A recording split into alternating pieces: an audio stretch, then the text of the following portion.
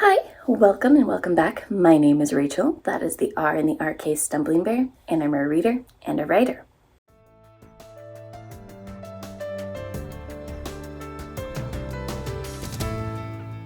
And today I am back to do my first book haul of 2026.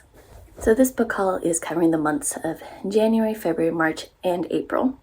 And that's because I knew I was going on a long vacation in February and all my money was being pushed to that. So I didn't buy any books in January. I said I didn't buy any books in January. I didn't buy any physical books. I did get the audiobook of Nautilus, which was the fourth book in the Starfarers quartet because I was better reading with my group. I have read this.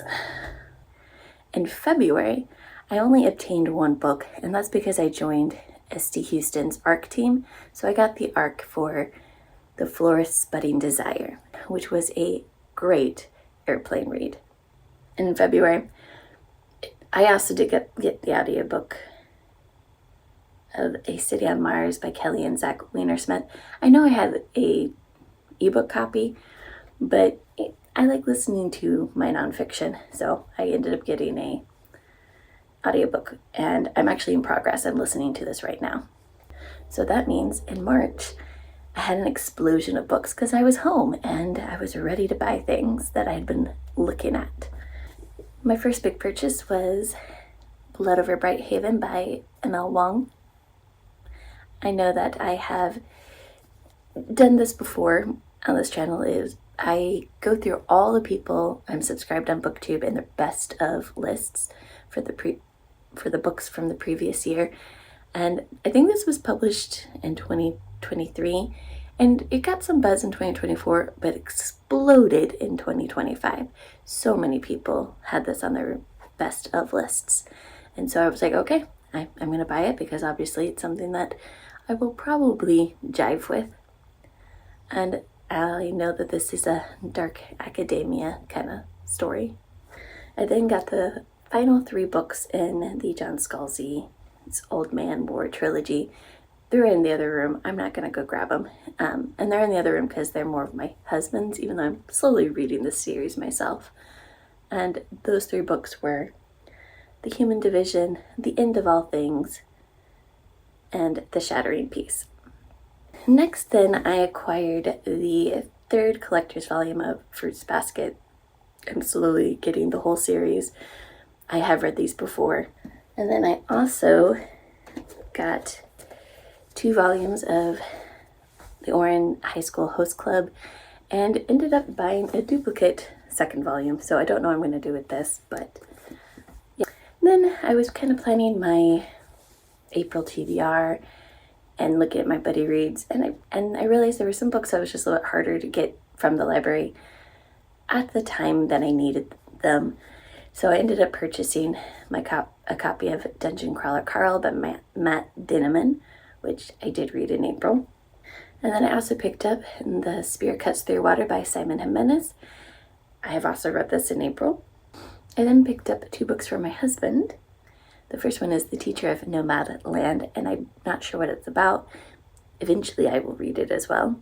Then we also got Embattled Lawrence, Volume 1. We got Volume 2 a long time ago, and Volume 1 had been out of print. It recently got put back into print, and so he grabbed a copy of it.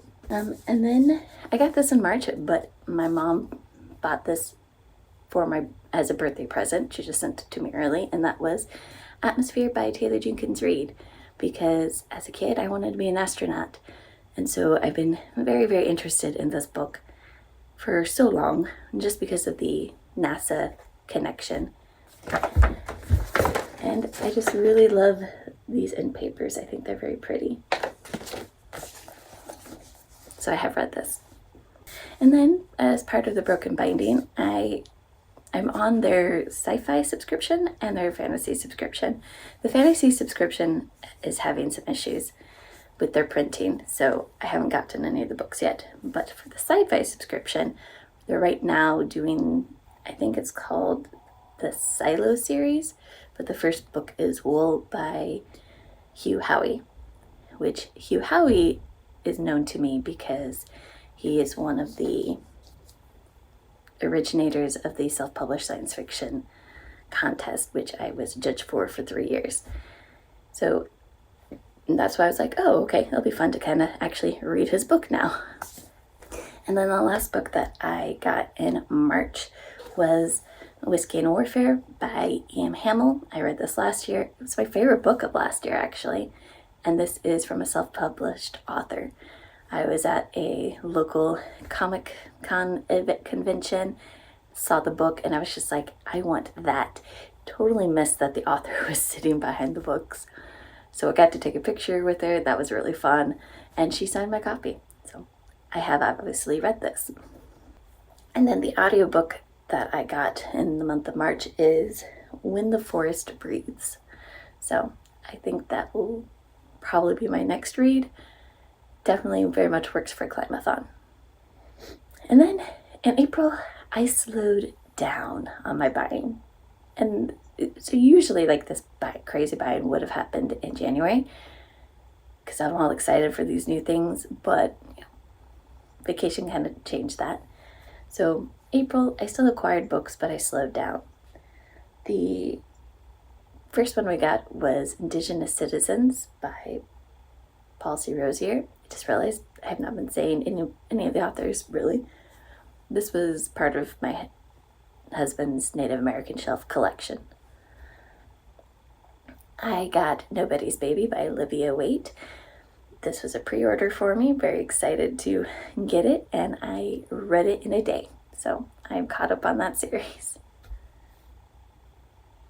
I got the ARC Wildfire and the Sun Prince by S.D. Houston. Have read it.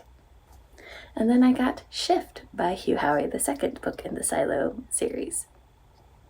And as my audiobook in April, I got Make Believe by Mac Barnett. This seems to be a nonfiction about why we tell stories or how we need make-believe time in our lives. So I'm excited to get to that here in the future too. So if I've done my math right, I have purchased 23 books and I have read 12 of them, which means I'm at 50%. So I'm doing good, I think. Have you read any of these books that I've shown you? If so, let me know what you think. I would love to know. Thank you and have a great day.